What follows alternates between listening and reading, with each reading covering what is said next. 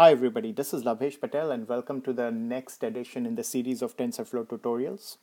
So today we are going to be covering tf.summary, and we have talked about TensorBoard before and how useful it is to use TensorBoard to visualize the learning as it is going on, etc. And specifically we are going to be looking at three ops, tf.summary.scalar. This is something which you are going to be attaching to a node which is a scalar. For example, loss or cross entropy or learning rate. So wherever the op is a scalar, then you are going to be attaching the tf.summary.scalar.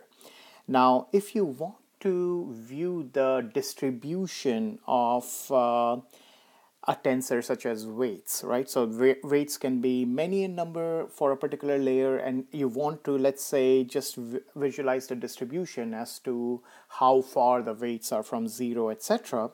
Then you are going to be using tf.summary.histogram, and if you're going to be visualizing images, so let's say there are some inputs or even some weight layers, and you want to visualize them as image, then you're going to be using the tf.summary.image. So TensorBoard operates by reading TensorFlow event files. And these event files contain summary data that TensorFlow can generate when it is running. So basically what happens is we have all these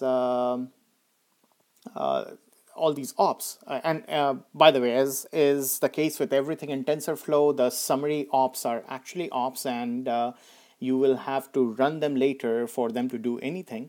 So in this case, what we are doing is, let's say we define a name scope for summary, so that on TensorBoard it's easier to visualize how everything is organized. And let's say we add this op tf.summary.scalar, call it loss, and this is the series name that you will see in TensorBoard later on, and you added self.loss, and you probably want to close the parenthesis here. So that's for self.loss. tf.summary.scalar accuracy, self.accuracy, if you had some notion of accuracy that you were calculating in the computational graph.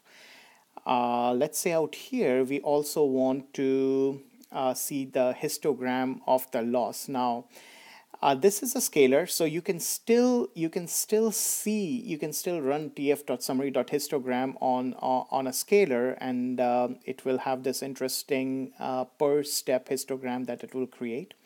Now what happens is, since all of these are ops, you will have to actually run all of them separately for TensorFlow to generate the protobufs that are saved as events in the TensorFlow event files, which can then be read on the TensorBoard. So, but as you can imagine, this can get pretty. There can be a lot of these ops. So what TensorBoard gives you is this merge all. So now you can create another op, which is a summary op out here. The name is self.summary op, and tf.summary.merge all. So now this is the only op that you need to run to get all these summary protobufs saved, generated at this time. So right now we are not yet saving them, and the next step is going to be using file writer to save them. But the important thing to notice out here is that go ahead and create as many of these summary.scalar.histogram image, whatever you want, and then we want to merge all of them so that you don't have to individually call each and every one of them. So the next step out here would be to just go ahead and run the model.summary op, or the summary op, whatever the name is, just the same way as you do everything else. So session.run, and you will provide in the list, you have to provide the ops, and one of the ops is going to be summary op, and feed dict is for finding the loss, and etc. Now you do not want to probably run the summary op at each step, because whenever you run this summary op, there is this summary protobuf object that gets generated which has the information of all the summaries for all those ops that we created earlier.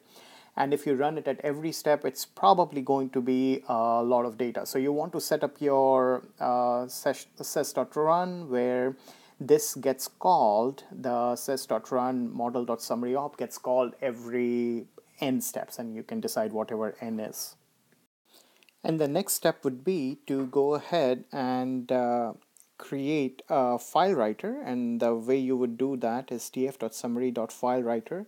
You would provide the log there. So this is the directory, this is the folder where all your event files are going to be written, and you can optionally provide the graph as an argument. So if you do provide ses.graph, any graph object, as the argument for file writer, what is going to happen is that the graph, the computational graph, is also going to be saved as graph.def, and that also is something that you can now visualize on TensorBoard. So this is going to be pretty useful to see how your inputs, outputs, various layers are related, and the flow of the data through your computational graph. So I would suggest you go ahead and do that.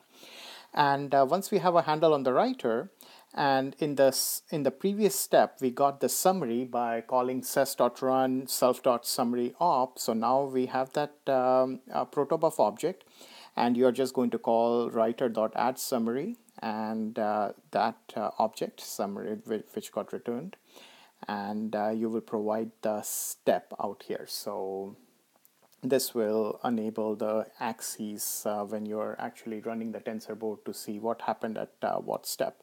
So this is how you're going to be setting up the whole thing. Now you can run TensorBoard using the command TensorBoard --logdir is equal to whatever the path to the logdir path that we had given earlier, and it will tell you, once you run that, it will tell you what URL to go to start visualizing everything, and you can do that. When you go to the URL that TensorBoard tells you to, there will be this web page with various tabs, scalars, images, audio graphs, histograms, etc. And then you can select scalars, and you'll see some of the scalars, tf.summary.scalar ops that we had written with the particular name that we chose. In this case, we chose the name loss.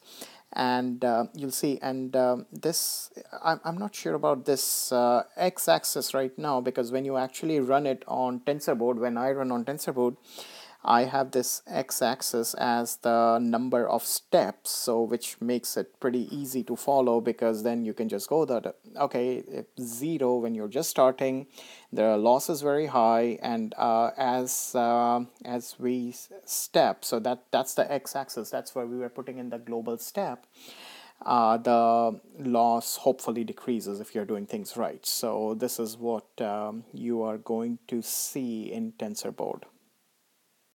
And you can also go ahead and visualize the histogram loss. Now, loss is still a scalar, and when you're looking at when you're trying to visualize the histogram for that, the way you interpret this is out here, these are the steps. 1,000 to, let's say, 17,000. These are the step sizes. These are the step numbers, and this is the actual value of the loss. So when you run it on TensorBoard, when you hover over the actual graph, what will happen is when you go over, let's say, 1,000, it's going to go ahead and select this histogram. So basically the idea is that when we have not trained far enough, only till, let's say, 1,000 or so, then the value of the loss is somewhere around 150, right? And as you go down, as you hover down, what will happen is you'll see that the histograms on the left start getting selected. So if you, let's say, it might be that when you hover around the value 3,000, this is the histogram that gets selected. So now if you drop down to the x-axis, you'll see that, okay, the loss is now 85. So as we are training, that means we are going down this axis. On the y-axis, we are going down. That means an increase in the step size. The histograms that are going to get selected are going to go on left and left, so that towards the end of it, when you are selecting around 17,000, you'll see that the histogram that gets selected is somewhere on the very left, where the loss is the least. So basically the idea is that these are the distributions. Obviously the loss is higher when you have not trained enough, and as you keep on training, the step sizes increases and the loss decreases. You can also go ahead and run various experiments and have different file writers for, let's say, the learning rate of 0.5 or learning rate of 1.0 in a later run, and everything can be saved in the log there, and now you can go ahead and visualize the training, and TensorBoard will give you the option of going ahead and selecting and toggle within the different choices, etc. Let's take a look at another example out here where we are setting up the various summary, scalars, histograms, etc. So we are defining a function out here which is variable underscore summaries, and it will take some tensor var, and it's going to add a bunch of these summary nodes. Okay, so let's see what we are doing. So the very first thing we are doing is we are defining a namescope of summaries, and we find the mean, tf.reduceMean var, and we will add the summary.scalar node for the mean out here. Then we are going to go ahead and get the standard deviation, and we are going to add that scalar also, tf.summary.scalar standard with the name standard dev and standard dev out here. Similarly, we are going to add the max, min, and histogram. Now, note that this is all within the name scope of summaries. Okay, so what we are going to do from that point on is let's say we have this neural network NN layer defined, which takes in an input tensor, dimension, output dimension, layer name, and some activation function. Now, what we are doing out here is we are defining a name scope of layer name, which is the same out here, and within that we have another name scope for weights. We define the weights, which is weight variable, input dim, output dim, and there would be some method which which defines the initializes, well, not initializes, which declares those variables. And now we are calling the variable summaries weights. So what will happen here is that it's going to go ahead and add all those ops. And the way it would work is, out here we have the scope of layer. So let's say if this layer name is layer 1, right? So this is going to be the outer scope would be layer 1 and then slash weights. And then we go into the variable summaries, and there we would see that it goes to the name scope of summary. So now it's going to be layer 1 slash whatever that was out there, weights slash summaries, and then slash mean slash standard dev slash max min histogram. So this is the way the various variables are going to be scoped out from a naming perspective. Now we go ahead and define another name scope for the dropout. We find the key prob as the placeholder that we are going to be feeding in. And now we add the another summary scalar with this name, dropout key probability, key prob, and this is simply going to be the dropout slash that, right? Because we're not using the variable summaries out there.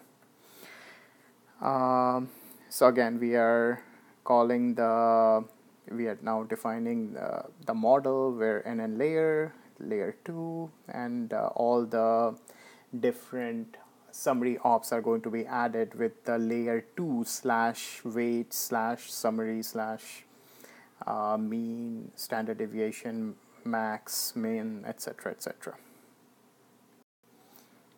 So here we go ahead and define the name scope for cross entropy. So we are now finding the loss. We are going to be calculating the cross entropy within the name scope of total, and then adding this summary scalar for the loss out here. We now get the optimizer. This is the train step. The train step is going to be the optimizer.minimize loss, and that's what's happening out here.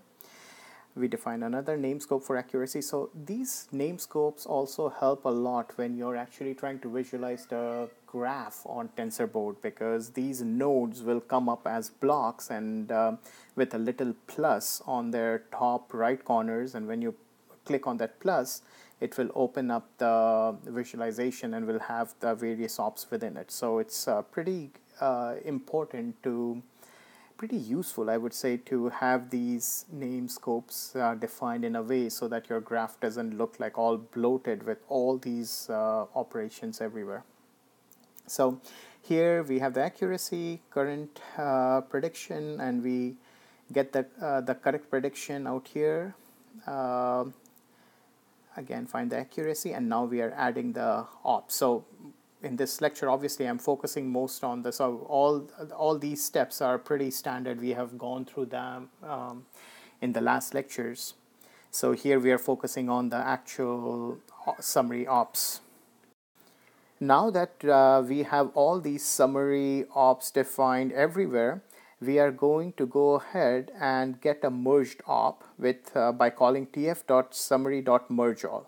So this merge is the only op that we need to call when we are doing the session.run, and this will go ahead and call all of these other ops internally, and it will go ahead and generate that summary protobuf that is now going to get written into the file writer.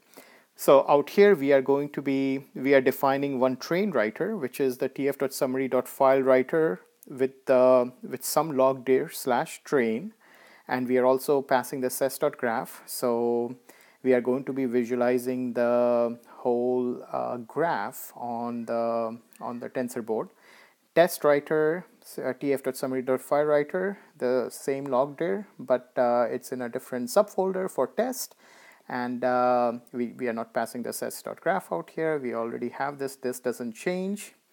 Now what we go ahead and do is do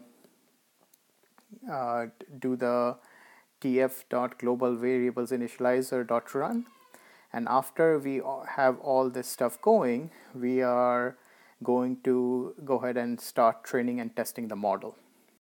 So here we are going to be training the model and writing the summaries, and the way what we are doing out here is every 10th step we are going to be measuring the test set accuracy and writing the test summaries. And for each of the other steps, we are going to be running the train step on the training data and adding the training summary. So obviously adding training summary for each of the steps is pretty expensive, but we are not doing this is for illustration purposes, right? So if the number of steps mod 10 is equal to 0, we want to do the test set accuracy. So what we are going to do is we are going to do the session.run, and we are going to call that merged op, which is going to give you back the summary protobuf, and we are calculating the accuracy, and we are feeding you're calling feedDict with false, which means that train is equal to false, and this is going to go ahead and get the test images because train is equal to false out here. Now the summary that we get, we are going to get test writer. We remember we had instantiated test writer and a train writer. So since this is the test writing step going on, because the mod 10 is 0, we are going to go ahead and add summary with the summary that with the NP array that we got back out here, and we are going to write it out there with the ith step, and this is just a print step. Else we are going to be calling the summary. So for each of the other steps, when the mod is not 0, we are going to get the summary, and we don't really care about what is being returned out here with the train from the train step perspective, and we are going to add the summary out here. So basically, once we run this, this is going to generate events in both the test writer and the train writer, and when we run TensorBoard, we are going to be able to visualize both of them simultaneously.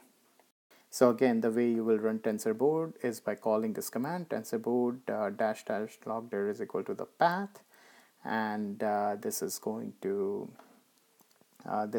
go ahead and help you visualize everything, and the current host and the port is localhost colon 6006, which you can navigate to from your browser. Another tf.summary op that we can quickly discuss is the tf.summary.image, and the definition is you'll have a name, tensor, max outputs by default, which is 3, and collections. So the way this is interpreted is that what TensorFlow will do is to look at tensor, and this tensor needs to be a 4-dimensional 4D tensor with the shape batch size, height, width, and channels, right? So what it will be interpreted as is batch size number of images which are of height, width, height, and channels, where if the channels is 1, then it's the image is going to be interpreted and rendered on TensorBoard as grayscale. If it's 3, then RGB, and if it's 4, then it's going to be RGBA.